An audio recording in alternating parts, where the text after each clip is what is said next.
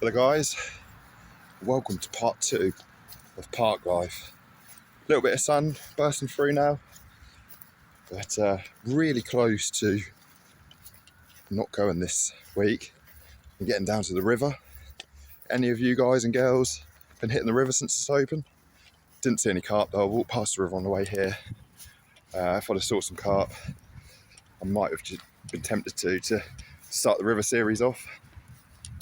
But nonetheless, made the long walk. Hopeful that there's a few people on, and them carp, if you've seen the last video, I was explaining that the carp push up around the island, probably only 2 foot deep, so if I'm recording at the right time, if I do get a bite, it's probably going to be quite explosive. But I'll try my utmost for you. I've got slightly different tactics from last week. I was fishing a boom, more of a stiff boom last week. I don't think that's very good in silt, so I'll show you when I'm down there anyway. I'll stop this jolter and mess, and fingers crossed, I can show you a carp. Okay, here we are guys. I've decided just to take a look at the shallow end before I look around to see if anyone else is fishing. Just take a look. I'd rather be here. I've had a few fish out of here in the past, but in my opinion, they move around here a lot. They circle this island, as carp do. And if they're moving about, I've got more chance of fish moving over my bait and obviously getting a bite. That's the aim of the game, right? So I'm just going to spend 10 minutes just watching this. Just through there, if you see the other video when I said there's fish boshing, it was just there. But look at all these trees that are in there. People have pushed over to get onto the island, I'm sure. And that's hairy. I mean, it's hairy round here anyway. But, hook 'em on next to that, you know which way it's going to go. It might just be a bit too dodgy. First time I came here, they were rising just here. So if I was to see some fish here, I think that's where I'd put the bait. I can walk down this bank here, probably tuck in here, get the rod hidden away behind the reeds. Do you know what I mean? I've got a back lead today as well. So I'm going to pin everything down, because I think when I last fished here, so I stupidly delete some footage, they were all over, tails out, but I think because it's so shallow, they were spooking. And I think, is it the line, are they seeing it? So today is all about, spot on presentation. It should be anyway, shouldn't it, guys and girls? But I want to ask you a quick question. Do you ever go away from a session thinking, I wish I'd have done this or this? And that's what it's about, right? That's what life's about, is to go through situations and think to yourself, could I have done better? How could I have done better? And I think you should critique yourself to a degree. I had the ghostie, which is my target fish from this series, or one of them. Tantalisingly close all over my bait.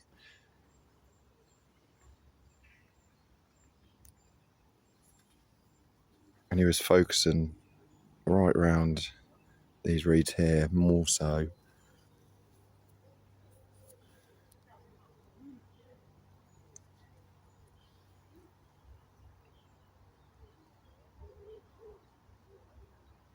There's a lot of movement on the other side, but is that just waterfowl?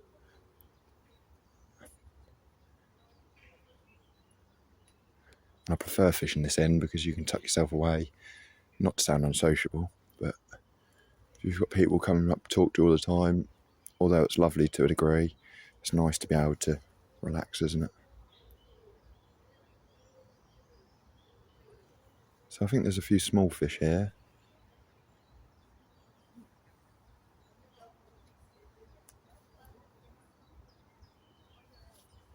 I found a carp. Can I zoom in? Bugger. Do you see? My pointing's not very good, as you've probably seen. See this here? But there's a patch of bubbles just there. Apologies, it's not the best camera, but I've just walked round to the main bowl of the lake. There is a couple of people fishing, but there's also someone with a dog. And it just keeps on barking. So, although, I think I've seen one carp there, they're not pushed up here in any numbers by the looks of things, unless they're proper stealth. unless they're not showing, which is quite possible, even though it's shallow water. But what I'm going to do is, this is where fish were showing before. I want to get some bait down. So I'm going to get set up, I'll show you the rig, get some bait down, and I think this is probably the best chance. And just sit and wait it out for fish to come by. That looks very positive. There was something moving there, and a lot of bubbles come up. We can't guarantee it's definitely a carp, but yeah, there's definitely something down there stirring stuff up. Be nice if it showed itself, and then you know, we're definitely doing the right thing.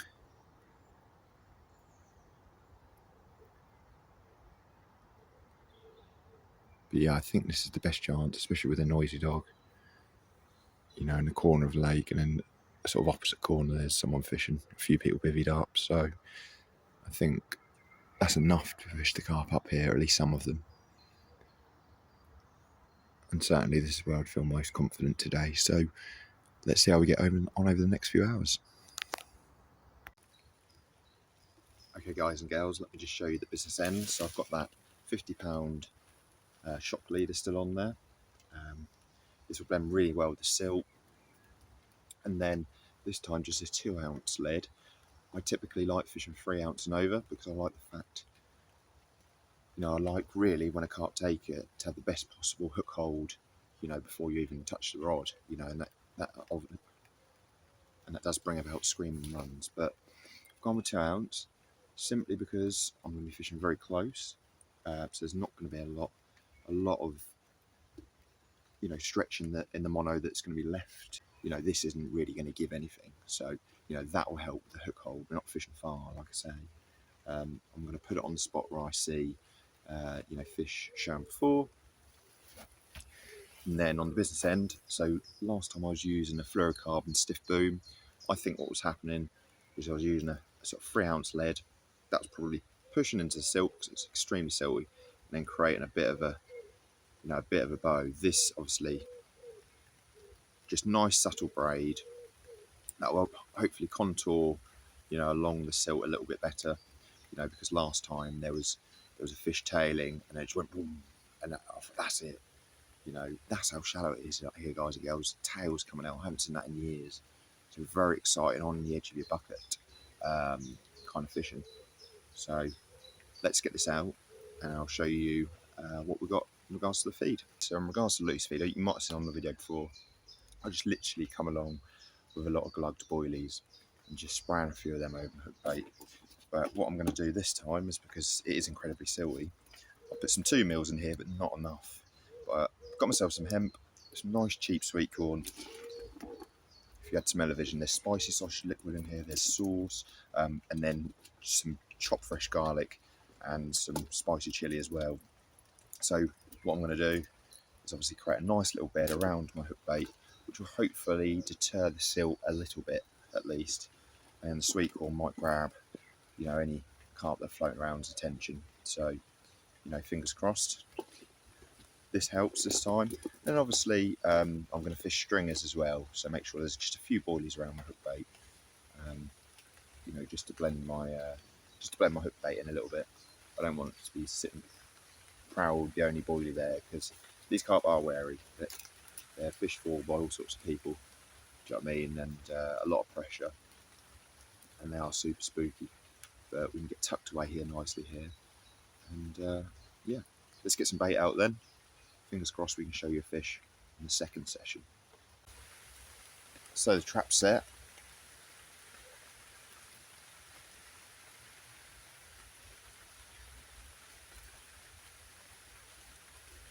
Looked like there was a carp pushing right up to these reeds. I'll turn the camera around in a sec. But I just wanted to show you what I mean. For those who perhaps are starting to learn about rigs and stuff, this is the stiff boom that I was using last time.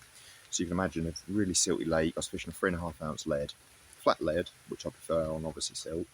So you can imagine the lead over time is going to sink into the silt. It's going to create this bow here. So imagine carp grabbing around. That is going to stick out. Although it's fluorocarbon, that is going to stick out. And that's what I think spooked a fish here on a session before my actual first session. if that makes sense. I stupidly forgot to, well, I was stupidly recording. I could have shown you some real good fish signs. There was fish floating around, they were fizzing, out of the water, everything. But unfortunately I deleted too much video, and then what was left, yeah, wouldn't have made the greatest of entertainment. But let's change that, hopefully today. You know, carp gods, please smile down on me. I'm really hopeful. I'm hopeful we can show you a fish. You know, it's all about persevering, isn't it? Plenty of us anglers out there blank many a time. Even the people that you probably watch on YouTube, which are way better anglers than me, you know, they will blank, but they probably won't publish it. But you know, there's obviously some really great people out there who know what they're doing. But nonetheless, you know, we'll have to see. I haven't seen any carp activity, although it's only been half an hour, since something was pushing around that silt, sort of halfway between here and the island. But you know, they do move around here.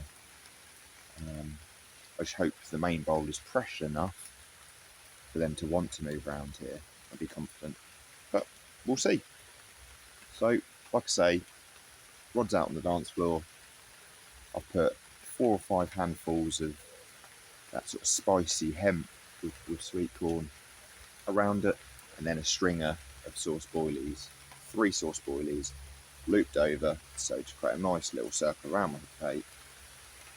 Yeah, all we can do now is cross our fingers, and you know, I've got a feeling today we're going to show you a run at least. Whether I get it in this snaggy environment, which is why I've kept that long distance leader on there, because if that's rubbing against the tree, it's probably more likely to get the fish in. You know, because if I hook one of the big ones, I reckon that's going to be off in this water. I remember having an 8-pounder the other side, and it was just, yeah, that was crazy enough. So there's a few 30s in here if you haven't watched the video before. The ghostie that's on my list, which I hooked once on a light float rod. I had it for a while, but couldn't do anything with it. That was sort of 5, 6, 7 years ago. That was a moorhen. My heart just jumped then.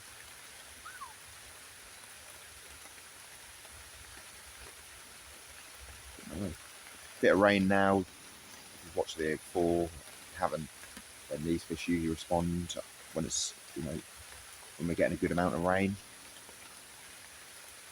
But time will tell if I've chosen the right spot. Fingers crossed.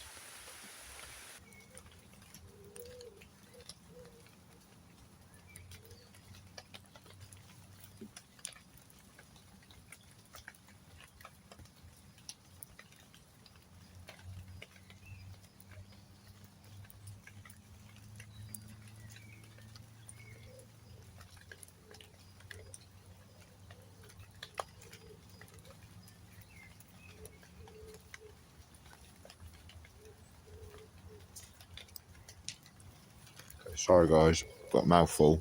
You see that ripple there? Carp just rose up just there. So there's a few around. No, oh, there's some fizzing, look, right over my bait. Can you see that? Come on, the carp. Oh, that's stirred up down there. Look at that silt stirred up. Come on. Come on. That is stirred up.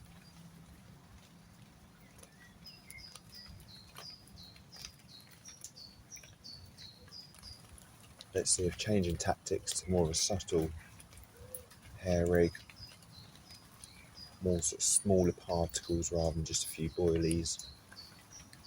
Hopefully get them grubbing around. There's something certainly down there. That is alive. Let's hope it's not just picking off the corn and hemp. I did debate whether to bring some imitation corn, but there's a lot of, which is nice if you want to fish for silvers. There's a lot of good sized rudd and stuff, and I don't know, if I was picking out rudd and spook the carp, I think I'd be a bit annoyed.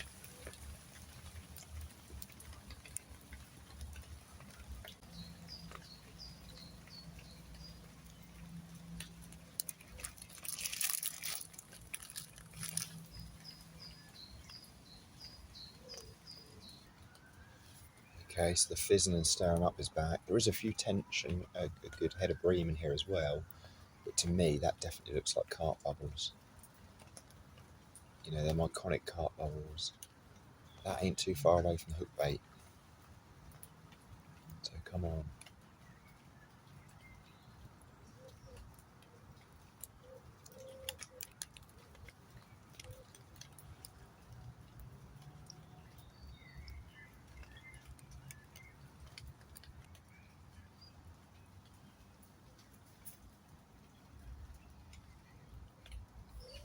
Don't believe it, the ghostie's down there. Just to the left of the swim. Sorry, just there. And he's just put his head down and fizzing up. So he's probably not far off my hook bait at all. Go on. Wouldn't it be amazing, the second video, you know, of this series to hook up the target fish? It would be incredible. So there's a few floating around here. They're not as showy as they were the first time I walked around here a few weeks ago, but certainly a couple of fish here, I think.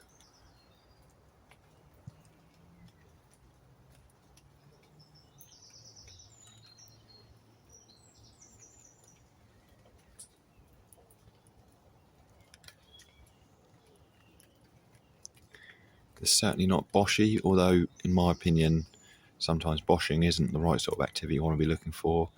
With parasites, fish do jump, try to rid themselves, although here, being very silty, I can imagine fish want to clean their gills, but you usually, you know, see more of a breach than a bosh, don't you? But nonetheless, hopefully we'll pick out one of them carp that are floating around there. They put the head down now and again. They're not staying there for long, I don't think. You know, they're just coming in to mop a bit up and then move on. But fingers crossed.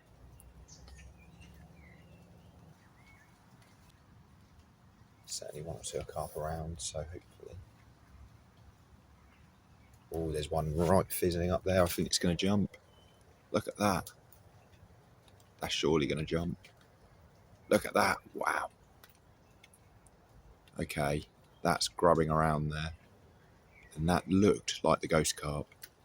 Come on, that's not far off my swim at all. Come on.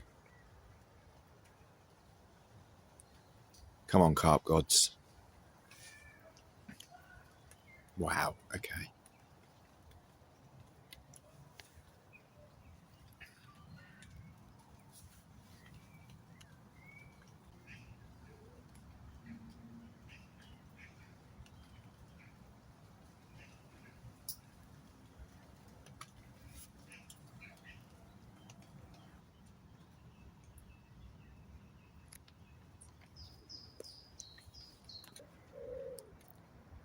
Fish just rolled right near the swim.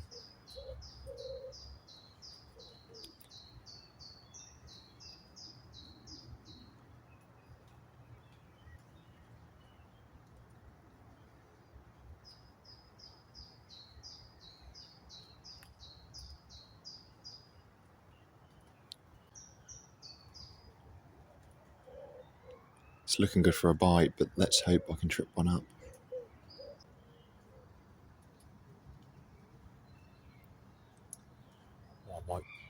Oh, there's a carp just there. Just there. Just popped his head out of the water. Just literally popped his nose out of the water.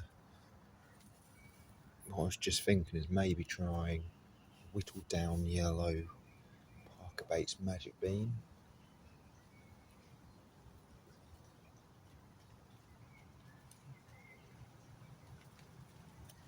You know, that for all you don't know what they are, they're a type of wafter. I think whittled down to perhaps sort of a maize size. Might just blend in a little bit more with the corn and trip them up. Now they might be putting heads down there going, nope, I'm not going to take them boilies. That's associated with danger. You know, I might just be able to trip one up a bit easier perhaps. So yeah, I think I'll get the rod in and do that, guys and girls.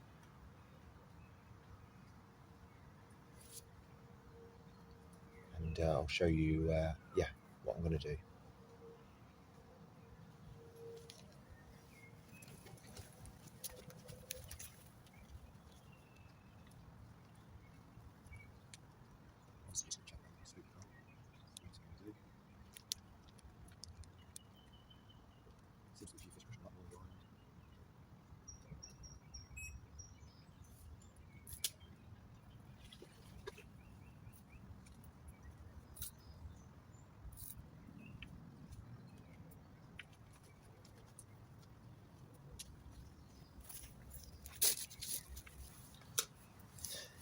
So where are we?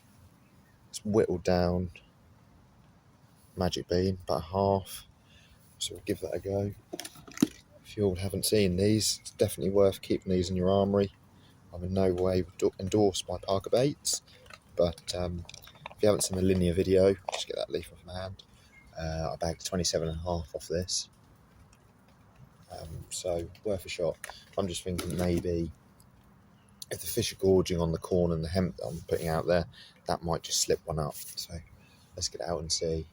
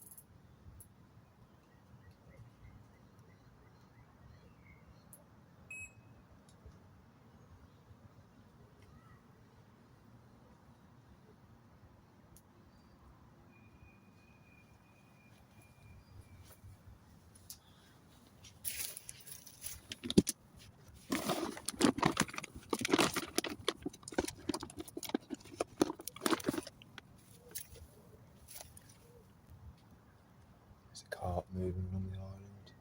Just going to put a couple of handfuls, a handful of that corn and hemp there, over the top of it.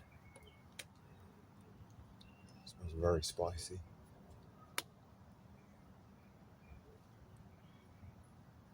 Equally, if that carp's pushing along here, I don't know what's spooking.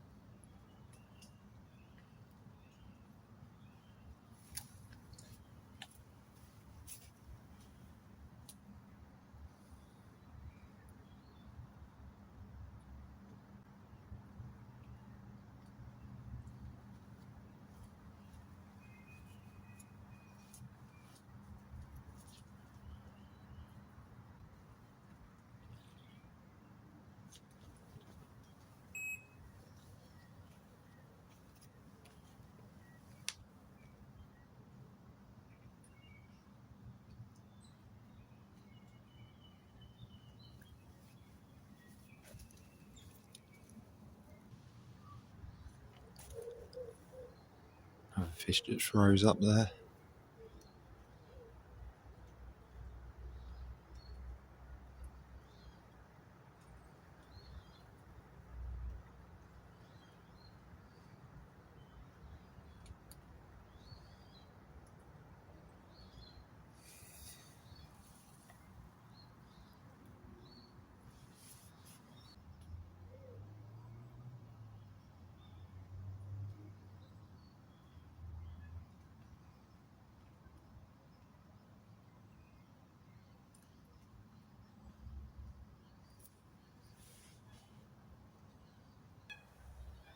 Wow.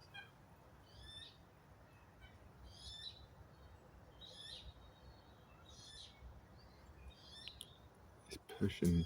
See the stream of bubbles down here. If he carries on, that'd be bang on my hook bait.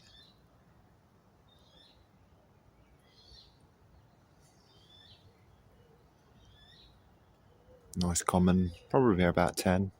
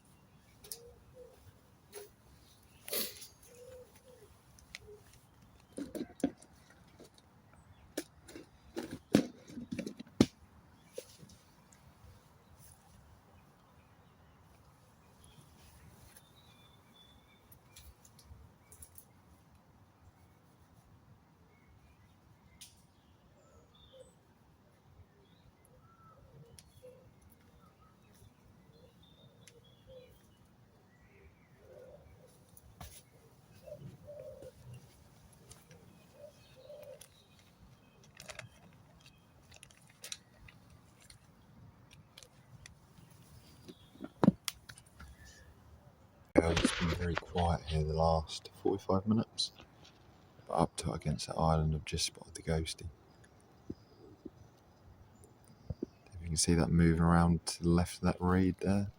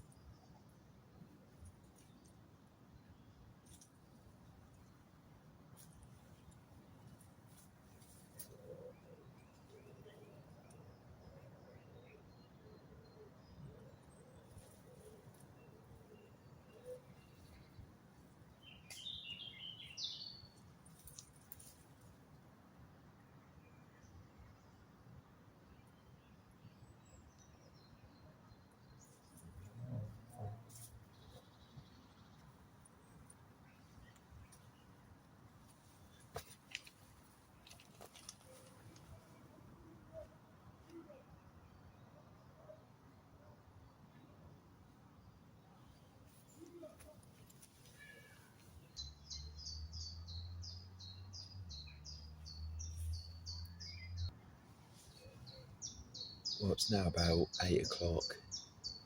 Haven't really seen anything pushing around here. There's a bosh just round the other side of the island. So hopefully there's still some fish up here. There's been a lot of noise down the boulder lake, in regards to people at least, so I'm hopeful that they haven't pushed off altogether, but certainly haven't seen much fizzing. What I've gone and done is whittled down a sauce boilie, whittled down a pop-up, made kind of a mix, just to pop the top of the bait off the silt. I've gone a little bit in line with where I'm fishing, but a little tighter to the island, because I think the fish are sticking quite tight there now. You know, not that I've seen many, but you know, up until a little while ago there was the ghostie I just showed you, and a few other fish. So in line with the bait spot, I've chucked a few boilies around the bait, so they don't seem to be, whether it's because I'm high up here and they can see me, but before when I was here, you know, tucked away in sort of that swim, you know, tucked nicely away.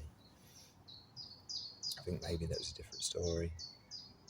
You know, the fish felt more confident to push into these reeds, but it doesn't seem apparent that they're doing that today. They're sticking more tight to the island. So, you know, fingers crossed.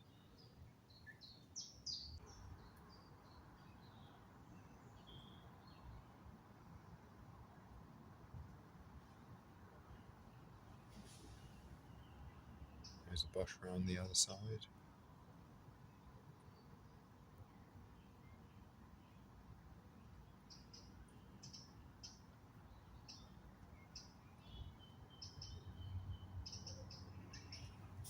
Definitely see it now, but there's a load of bubbling there as well. Come on.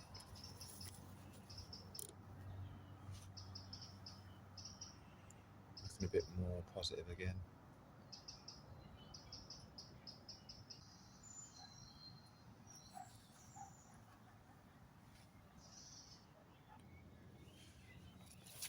Wow. Right over the spot. Head came out.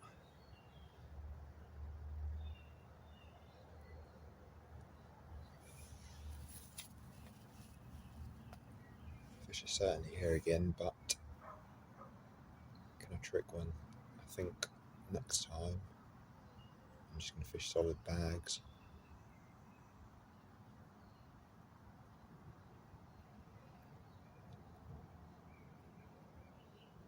So it's not so much of a spray of bait, as it were, more of a compact little parcel.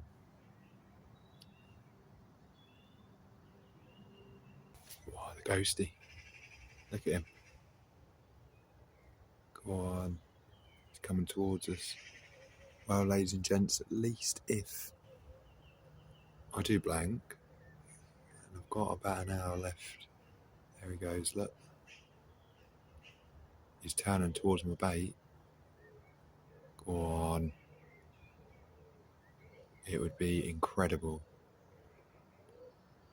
He needs to turn right.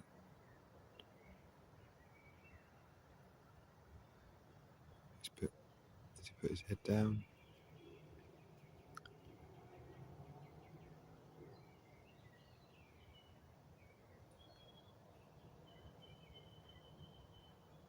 No. At least, sorry guys, at least I've shown you some fish in terms of fizzing, fish all mooching around, not really doing much. And a few. That ghost is still around there. Go on, turn right.